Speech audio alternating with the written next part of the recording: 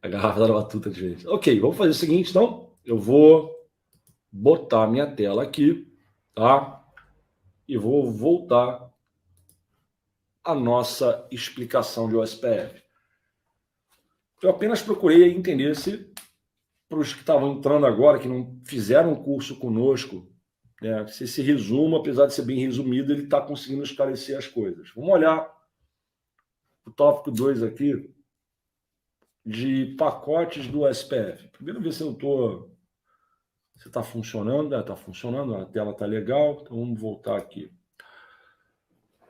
Pacotes do SPF. Então o que eu falei aqui em cima, né? Que os pacotes do SPF são transportados por comunicações multicast para esse endereço, que são todos os roteadores OSPF, porém, em ambientes multiacesso, os roteadores se comunicam apenas com o DR e com DDR, obviamente, via esse endereço aqui. Vamos falar isso daqui a pouco de novo. Vamos falar dos pacotes. Então, o OSPF, ele implementa um mecanismo de confiabilidade que inclui os seguintes: antes de trocarmos LSAs para fazermos com que os nossos bancos de dados nessa área fiquem completamente idênticos, sincronizados, precisamos estabelecer uma vizinhança, ou seja, uma adjacência. E quando falamos de adjacência, há diversos pacotes que são implementados ou empregados pela OSPF para fazer com que os roteadores se tornem adjacentes de fato. Então vamos olhar esses pacotes aqui. O primeiro deles é o Type 1, é o Hello. Tá? Para que serve o pacote Hello no OSPF? No primeiro momento, vamos descobrir os vizinhos. Vamos depois iniciar o processo de formação de adjacências, ou seja, eu vou usar o pacote Hello para tentar descobrir um vizinho. Eventualmente, um vizinho me escutará e retornará para mim, e eu vou ter confirmação de que há uma comunicação bidirecional entre eu e ele. Agora vamos nos mover para o processo de formação de adjacência propriamente dito. Então, o Hello ele é usado para isso. Outra coisa que ele é usado para a eleição de roteadores Designated Router e o backup do DR, que é o BDR. Esses dois caras aqui são somente exigidos, a eleição disso acontecer, obviamente, em redes multi-acesso. Não confundam área com segmento ou rede multi-acesso. São coisas diferentes. Eu vou desenhar isso para vocês de novo, inclusive no nosso laboratório. Vamos falar disso aqui embaixo, principalmente. Ó. Tá? Relaxa. Pois bem, depois que você usou o pacote Hello para descobrir vizinho, e se necessário, eleger um DR-BDR, obviamente, a gente pode ter também o Hello como mecanismo de keep alive, ou seja, termos certeza que os vizinhos continuam vizinhos, tá? Que não houve um problema em um deles. Tá? Então, mecanismo de checagem de vizinhança. Outro pacote é o DBD, que é o Descriptor. Pode ser database description, pode ser mencionado dessa forma, ou database descriptor, né? Que é o descritor de banco de dados, digamos assim. Esse cara ele só é utilizado para a troca inicial de informações resumidas da área entre dois roteadores. Basicamente, eles vão usar isso para trocarem as suas listas de LSA. O que eu tenho, que você pode não ter, e o que você tem, que talvez eu não tenha, sabe? Isso acontece só uma única ocasião, e vamos falar dela daqui a pouco, que é o Type 2. Outro caso é o Link State Request, também utilizado no momento em que dois roteadores estão tentando completar uma adjacência. Esse tipo de pacote, que é o tipo 3, ele é utilizado porque um router pergunte para o outro: cara, tu falou para mim que tu tem esse LSA. Poderia, por gentileza, por obséquio, me mandar essa porcaria? Obrigado. É basicamente isso. Aliás, obrigado não tenho obrigado. Obrigado ele vem depois, porque eu vou pedir o LSA que eu não tenho para o meu vizinho, ele vai responder dentro de um pacote LSU, que eu vou falar dele daqui a pouco, e eu vou falar para ele: beleza, recebi, que é o WAC. Tá? O OSPF ele tem um mecanismo de confiabilidade na troca de mensagens. Então, se eu dou um update que contém um ou vários LSAs, eu tenho que usar um pacote Hello para confirmar aquele LSU. Legal? Ó, recebi aqui. Tá? Basicamente isso. Então, são 5 pacotes. Aí, quando a rede estiver ok, estável, mas de repente eu configurei uma nova VLAN para dentro do OSPF, uma nova subrede IP. Aí eu vou ter que comunicar esse LSA, vou ter que atualizar o meu LSA, na verdade, vou ter que atualizar o meu SLA, meu LSA, meu Link State Advertisement, e passar aquilo na área, fazer um flooding. Eu vou inundar aquela informação atualizada na área via um pacote LSU. Os meus vizinhos, ao receberem esse pacote LSU contendo aquele LSA atualizado, eles vão ter que responder com um acknowledgement. Legal? Se não tiver um ACK, vai ter que ter o quê? Retransmissão daquele pacote. Então, visualmente, seria a seguinte coisa, tá? Então, no cabeçalho Ethernet, você vai ter lá o MAC de origem, MAC de destino, vai ser o endereço físico de destino multicache associado ao grupo IP multicache do SPF. O EtherType vai ser IPv4, estamos falando de OSPF V2, para ficarmos alinhados aí com o NetAcad. Então, o EtherType vai ser 0800 IPv4, aqui vai apontar para um cabeçalho IP. Então, o endereço físico o endereço IP de destino. O endereço IP de destino do cabeçalho IP vai ser 224.0.0.5 ou 224.0.0.6 dependendo do caso. Mas o Protocol ID é qual protocolo de camada superior o IP está transportando, 89, ou seja, o SPF. Aí vai ter um cabeçalho SPF, que eu vou falar dele daqui a pouco, e os diversos tipos de pacote. Você não vai transportar todos os tipos de uma vez, né? Óbvio. Então, cada pacote SPF transporta um tipo de mensagem apenas, tá? Lembrando que o LSU tem vários LSAs ali dentro. E, por último, a gente envelopa aquele payload com o FCS da internet. Legal? Aí fiz uma observação aqui, num extra que eu coloquei nesse material, para explicar uma situação envolvendo fragmentação. Não é recomendado, deve ser evitado a todo custo que haja fragmentação de pacotes OSPF. Não é legal. Na verdade, o OSPF ele não define a fragmentação de pacotes. Quem define isso é o IP. Então, tecnicamente, eu poderia ter pacotes OSPF de até 65.535 bytes, incluindo o próprio cabeçalho IP nessa conta ali. Isso não vai passar em nenhuma rede. Tá? Não vai passar em nenhuma rede. Então, teria que fragmentar, mas vamos evitar fragmentar. Então, o que o OSPF faz? Ele conhece o IP-MTU da tua interface e tem que conhecer o IP-MTU da interface do teu vizinho. Para quê? Para ele conseguir montar um pacote LSU que caiba dentro daquele meio físico sem que o router tenha que fragmentar. O próprio IP, a função IP do roteador tem que fragmentar. Por esse motivo que dois roteadores têm que ter o MTU idêntico. Se tiver discrepante, eu não vou concluir a adjacência com esse cara, não. Sabe por quê? Porque eu posso mandar um pacote maior do que ele pode receber. E vai dar merda isso aqui. Ou vice-versa, entendeu? Eu vou falar disso daqui a pouco de novo, mas isso aqui é uma observação um pouco mais, aspas, avançada para a galera interessada na coisa aí.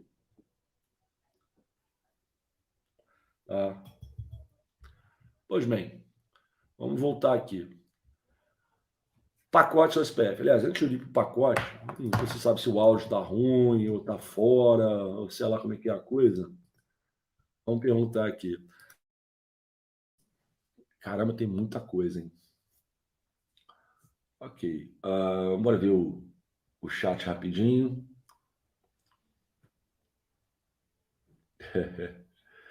O Oswaldo. Aí, o Oswaldão aí, ó. Ô, Titi. Eu falei que ia ter aula hoje, eu tô aqui inventando moda. Valeu, Oswaldo. Obrigado, cara. Porra, isso aí eu vou te devolver quando eu for lá pro pobre Juan. Aí lá na Birrine ali, tem o pobre Juan, a gente come ali do lado ali, te devolvo os 54 contos. Antes de eu seguir adiante, deixa eu perguntar para vocês. Ficou claro? Você tá conseguindo esclarecer essa parada, não? Aqui é café, tá, gente? Deixa eu tampar aqui a cor do negócio. Tá muito quente. Alguém perguntar alguma coisa?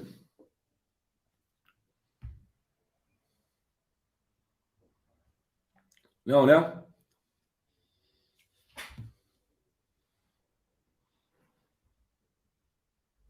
Bem específico. Eu me achei específico pra caramba.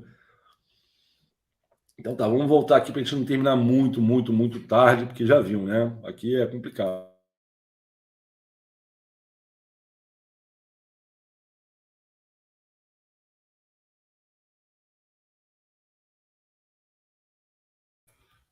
Ok, vamos aqui, ó.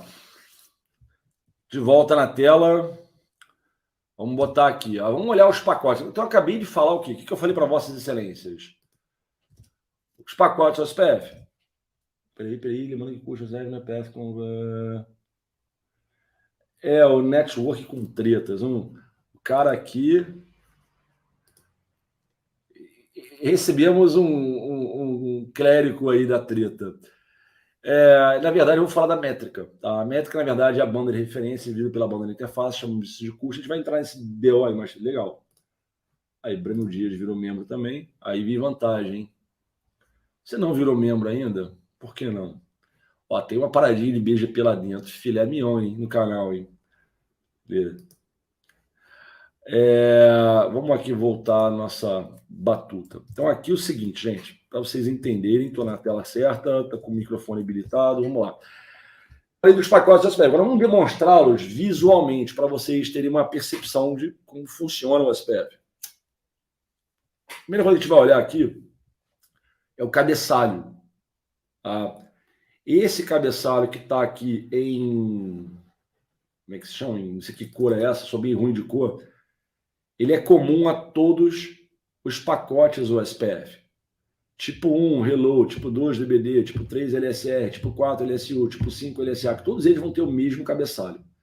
Basicamente governa coisas do tipo qualquer versão do protocolo, versão 2, OSPF 2, o tipo do pacote que aquele cabeçalho está carregando, Hello, tipo 1, né? LSA, que tipo 5, e assim sucessivamente. O tamanho completo do pacote. Aqui vem o teu router ID. Aí eu falei que algumas estruturas de dados são extremamente necessárias. Eu vou tentar fazer umas anotações aqui, porque o preview para anotar é muito ruim. Tá? Vamos tentar fazer aqui umas anotações. Aqui o seguinte, você tem algumas estruturas de dados, vamos falar de estruturas de dados do SPF. Tá? Sim, coisas que são vitais para o funcionamento, para a operação do SPF. A primeira delas, tá? Vou botar aqui o router ID, que eu fiz uma piada na comunidade, que foi um comparativo entre router ID e o CPF, para quem é brasileiro, obviamente. Para quem não é brasileiro, imagina que o CPF seja o Social Security Number lá dos Estados Unidos. CPF. Os roteadores numa rede USPF, no geral, na rede toda, eles obrigatoriamente precisam ser identificados por número único. E esse número chama-se router ID. É que nem CPF, não pode ter dois iguais. Se tem dois iguais, que alguém andou clonando, né? Mas vamos falar de coisas certas aqui, tá? Router ID. Outra coisa é o Link State ID. Tá? Que ele descreve o cabeçalho, não o cabeçalho, mas o índice, né, do LSA. Não deixa de ser um cabeçalho do LSA, enfim. Ele descreve o link, aquela estrutura de informação que é mantida no banco de dados, no LSDB. Dentro do LSDB, você vai ter também, por exemplo, o chamado Advertising, chamado de ADV aqui, Advertising Router ID, que é quem foi o roteador, ou quem é o roteador que comunicou esse LSA, produziu esse LSA. Tá? Tem duas outras informações menos importantes que chamamos de checksum, né? Checksum, bota aqui do lado aqui, ou embaixo, checksum. E o tempo de vida do cabeça do LSA. E óbvio, quase me esqueço dele, o sequence number. que é o número de sequência. Tá? Sequenciamento lollipop, no caso do SPF. Então, quando a gente fala de router ID, que seria essa parada aqui, ele é sempre mencionado no cabeçalho SPF do pacote que está produzindo aquele, do router que está produzindo aquele pacote SPF, ou seja, pacote hello 1, entendeu? Ou então, tipo 4, LSU. Então, quem é o cara que está fazendo isso aqui? Então, aqui vai ser o SPF V2, vai ter o comprimento do pacote SPF aqui dentro, vai estar o router ID, que eu chamo de CPF. A conta de integridade do cabeçalho. Aí o tipo de autenticação. Tem 3 tipos aqui. 0, não tem. 1, Simple Password. 2, MD5. E tem 2 campos aqui que me dão um comprimento suficiente para botar o quê? Uma string, que é a senha da autenticação, ou, então, o hash. Tá? Isso é o cabeçalho. Todo pacote OSPF vai ter essa parada. Legal? Justo? Deixa eu ver uma coisa aqui. Se colocar essa ferramenta atrapalhou alguma coisa a live aqui. Atrapalhou não, né?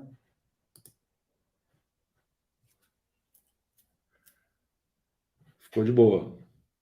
Eu vou botar depois, quando eu terminar a live aqui, o Natanael Oliveira. Eu vou colocar na descrição do link do vídeo no YouTube, para você poder baixar. Tá? Mas colocar essa ferramenta atrapalhou alguma coisa? Ficou de boa, né? Então podemos continuar lá, só para... Enfim, aqui é um improviso. Obrigado, Edu. Bem-vindo ao canal aí, tá? Bom, na sequência nós temos... vamos continuar, né? Bem a sequência, é continuação mesmo. Aqui o seguinte. Então, vamos pegar o primeiro caso aqui. Suponhamos que o pacote em questão, ele seja o tipo 1 aqui. Não esse cara, mas a canetinha aqui, tipo 1. Tá? Vamos pegar o tipo 1 e vamos fazer a seguinte observação. O hello, o que ele contém aqui dentro no hello? Por exemplo, a máscara de subread da interface aqui, por onde o hello está sendo transmitido. Por exemplo, barra 24 ou barra 30, entendeu? É necessário com que 2 roteadores tenham a mesma máscara, em particular em links multiacesso. Em ponto a ponto, não tende a ser uma coisa impeditiva, mas multiacesso é. Mas por via de regra, por boa prática, por um projeto bem feito, você não pode errar máscara entre os roteadores que querem ser vizinhos, tá? Aqui você vai ter uma parada chamada intervalo de hello, a frequência de envio desse pacote tipo 1 aqui. Então ela tem que estar mencionada, por exemplo, 10 segundos. É um requisito, vou falar daqui a pouco, é um requisito para que os roteadores OSPF consigam completar uma adjacência que eles tenham os mesmos temporizadores de hello e também do dead, que é 4 vezes o hello. Ou seja, se o hello está 10 segundos, esse cara aqui vai ser 40. Configurável à vontade os 2 valores ali. Aí tem um campo que eu vou falar daqui a pouco, que é o Options, deixei ele para daqui a pouco. Mas vamos falar do Router Priority. Toda interface de roteador tem uma prioridade associada. Por exemplo, isso só é necessário em redes multi-acesso. Vou botar aqui um switch no meio aqui e um outro router aqui. Esse tipo de ambiente, ele é multi-acesso por natureza, porque tem uma VLAN, um domínio de broadcast com 3 roteadores. Você tem 3 IPs aqui, IP1, IP2 e o IP3. Eu sou obrigado a contar com um roteador designado nesse segmento. Qual desses 3 roteadores será o designado? Aí eu vou falar disso daqui a pouco, mas o fato é que quando você tem que fazer uma eleição de DR e BDR usando um pacote hello, a prioridade da interface ela é usada. Por exemplo, aqui a prioridade máxima é 255. Aqui é o padrão, que é 1. Então, não havendo um DR aqui nesse segmento, esse cara, por conta da sua maior prioridade, ganha. Tá? ele vai ser o DR. A segunda maior prioridade vai virar o backup. A questão é, pô, a prioridade desses dois caras aqui é idêntica, ambos são 1. Quem vai ganhar? Aí vai desempatar pelo router ID. Então, digamos que o router ID aqui seja 1.1.1.1, aqui seja 2, e aqui seja 3, por exemplo, vai ficar simples. Então, pô, já que eu não tenho BDR, eu vou eleger o BDR então. Tem dois caras com a mesma prioridade. Então, eu vou desempatar pelo router ID. Então, esse cara aqui vira o backup. Legal? Então, para isso que serve esse campo de priority aqui. Agora, aqui o intervalo de dead, que é 40. Né? Aí, seguinte, quando você manda um pacote hello, um router, ele faz, né, numa rede, o envio de um pacote hello. Tá? Ele vai fazer isso para o 224.0.0.5. Tá? Quando ele faz isso, caso esse roteador aqui ele já conheça o roteador designado, esse router designado é conhecido, ele é mencionado no pacote hello. Então aqui ele vai falar, pô, o DR, por exemplo, já é 1.1.1.1. Backup, pô, é o 3. 3.3.3.3. E aqui embaixo a lista de neighbors. Quem mais o router enxerga ali dentro? Tá? Então eu enxergo, por exemplo, o router 2, 2, 2, 2 e os demais roteadores que existem naquele segmento ali. Tá? Inclusive o próprio router 1 e o próprio router 3 também. Quando você não tem um DR identificado no hello, nos hellos, principalmente recebidos, é nessa hora que entra, vamos eleger então, eleições. Então, vamos criar uma eleição aqui para DR e BDR. Na verdade, o BDR é eleito primeiro, o DR é eleito depois. Tá? BDR, se não tendo DRs, escolhe o BDR vira DR, e depois entra um BDR. É basicamente isso que acontece, mas pode deixar isso aqui de lado. Então, está aqui a característica do pacote hello. Vamos olhar o segundo caso aqui, que é o Database Descriptor. A gente pode botar também um nome chamado Descriptor. Aliás, antes de entrar nesse detalhe, esqueci de falar do campo aqui. Tem várias options dentro do cabeçalho OSPF. Vou varrer dois casos aqui. Por exemplo, aqui e aqui. Por exemplo, aqui é o EBIT, ou EBIT. Basicamente é negociação de capacidade stub entre dois roteadores, numa área stub.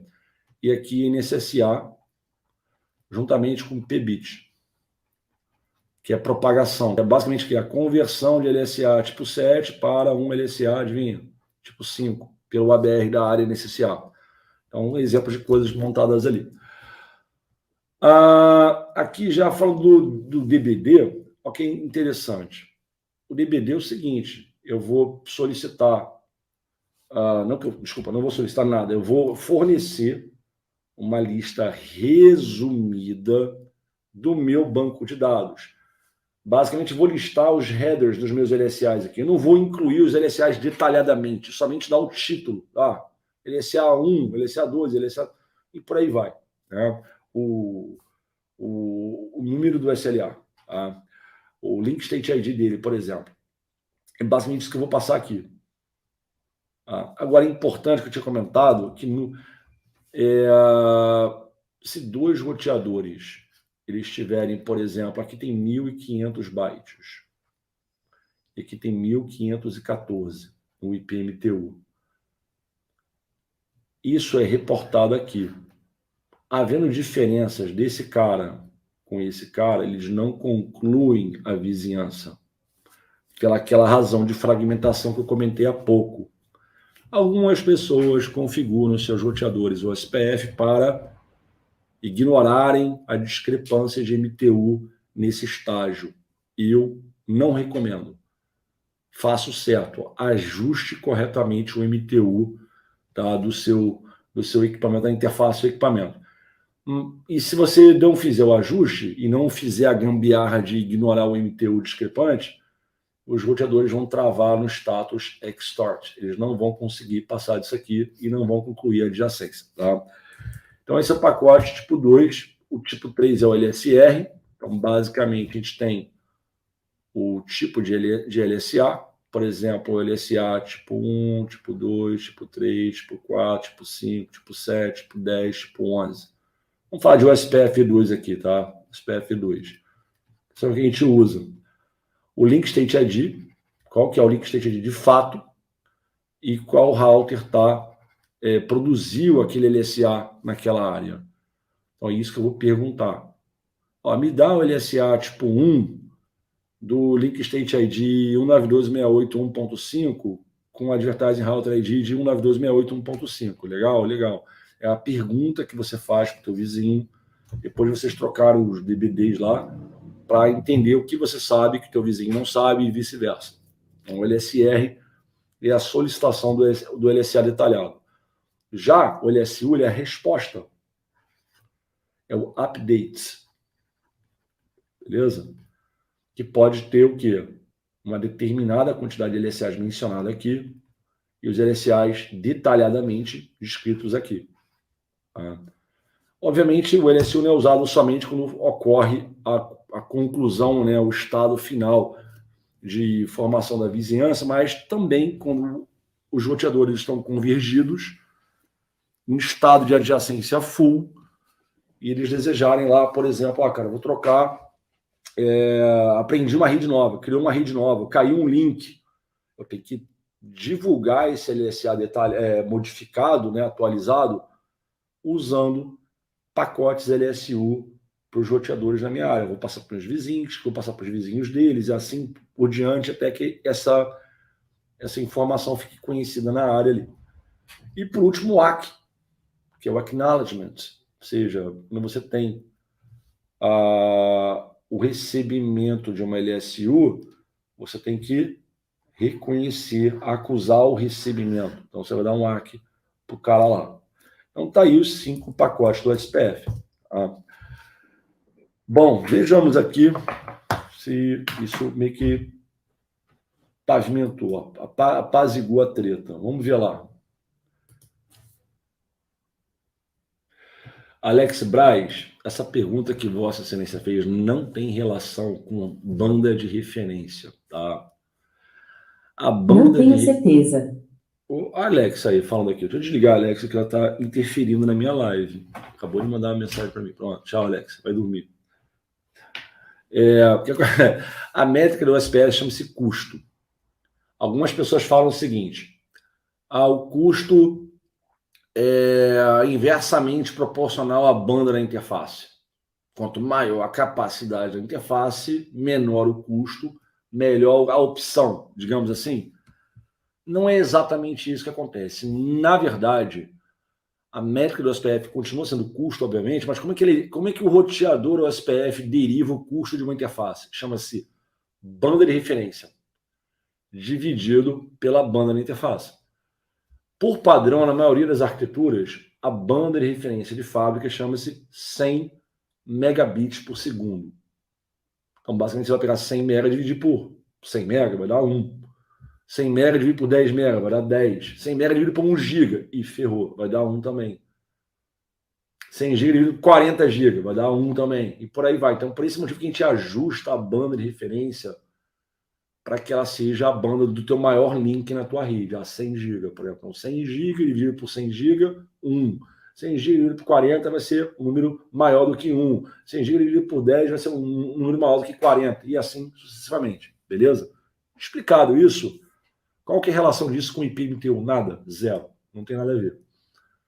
O IPMTU, cara, da maneira que eu dissertei, os roteadores OSPF eles precisam ter o IPTU idêntico, IP, para que isso seja identificado na troca de DBDs, para que ambos os roteadores tenham certeza que não haverá para fragmentação dos pacotes OSPF. Legal? Tirei logo da tão. Pô, fala aqui. Alexa tá ligando aqui, irmão. Alexa ao vivo. Fazer o quê, né? A Alexa está confusa. Não, Vilmar não vai formar. Eu posso até demonstrar isso para Vossa Excelência. Vai dar discrepância de network type no PT